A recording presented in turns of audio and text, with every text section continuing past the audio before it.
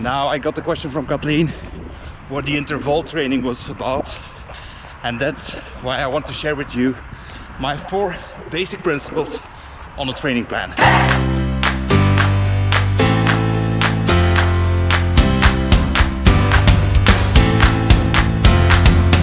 Great sunny day to go for a run.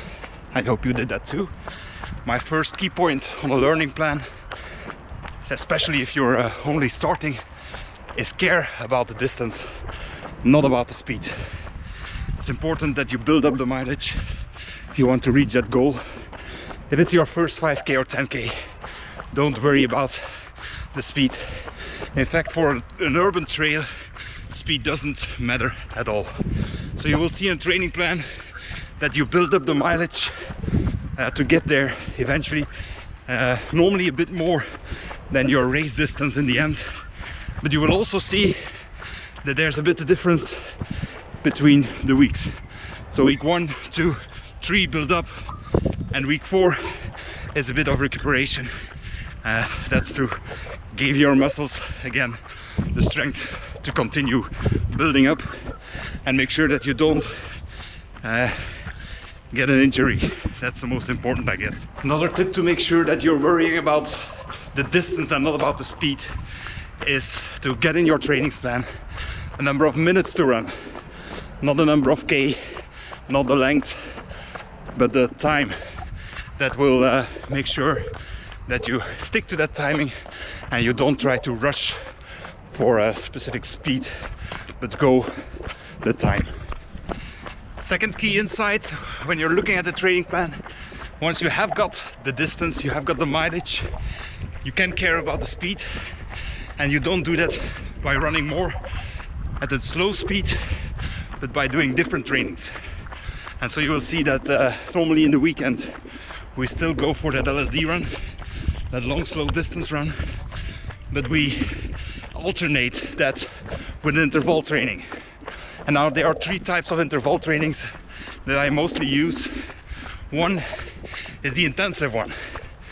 Always start with a warm-up and with a cool down, but in between you might alternate with short moments that you really go fast, and fast is not extremely fast, more or less at race speed, but you do them short. For example, 1 minute. 1 minute you go all the way, and then 2 minutes to slow down, really get that breath, slow down, take it easy, your heartbeat should drop, and then again 1 minute to go full force, full throttle. This is the intensive training. Let's try this one now. Second form is the extensive training, or the extensive interval, which means that again, after warming up and before cooling down, you run a little faster. You take up the speed and go into running, not your LSD speed, a bit faster, but make sure that you can still talk to someone else. And you take that for a couple more minutes. It can go to 4 minutes, 5 minutes, 6 minutes. But the thing is, recuperation is half of the time. So in the intensive interval, it was double the time fast, half the time slow. Here it's double the time, moderate fast, a run, brisk run, and then half the time slow. And so you combine 4 minutes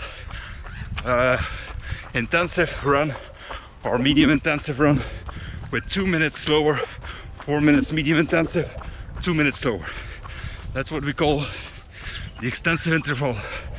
And we'll take up that piece like this, and you see that I still can talk, although it's a bit breathtaking when you need to record meanwhile.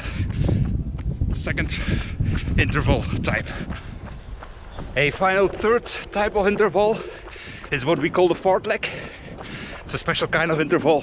Funny thing, it's not time driven, but it's making advantage of the environment you're in.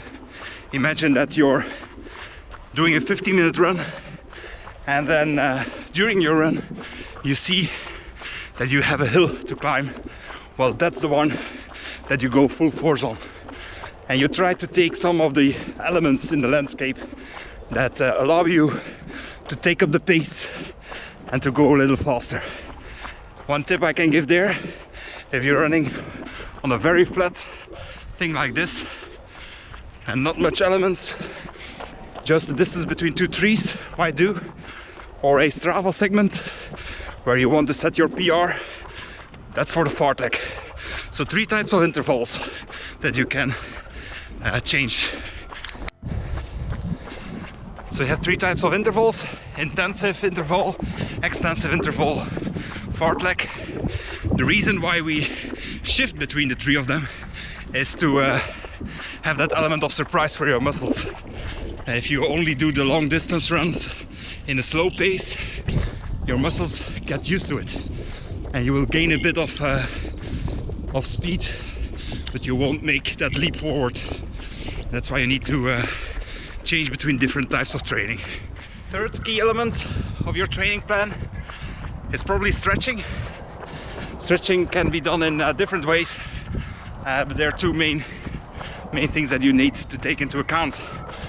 First of all, when you do stretching before a run or after you're warming up, it's good, but do an active stretching, meaning don't take a stretch position for over 5 seconds, definitely not 10, because then you're telling your muscles to rest again while you need to activate them. So do the brisk stretching, the dynamic stretching. That's different when you're finishing your run. So after your run you do the static stretching, definitely of the legs. You can hold those positions for 10, 12, 15 seconds and do them, repeat them. That will help you the day after and the week after. You will feel more rested and less chance on injury. That's what we want to know. So stretch. Fourth and final takeaway from a training plan, and that's something I learned in the last year. I didn't do it in the beginning, but it's very beneficiary, is to try to take some time to do some core strengthening exercises and stabilization exercises.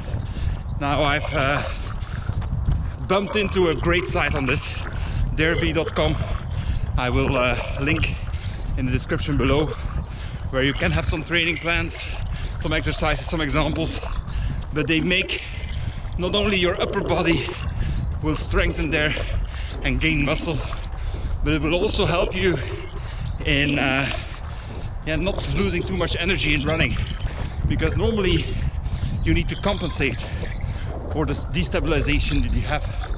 If you train that, you don't need to compensate that much, and your running will go smoother and faster. Hope you had something to learn today in this video. I would hope that you share your lessons learned below in the discussion. If you like the video, thumbs up. See you later. Bye. Maybe a last thing to ask you. It's great to make these small movies, and I really hope you enjoy them. But I'm always looking for new topics, of course. So if you would have a question or some topic that you would like to see dealt with, share it with me and we'll go for another run.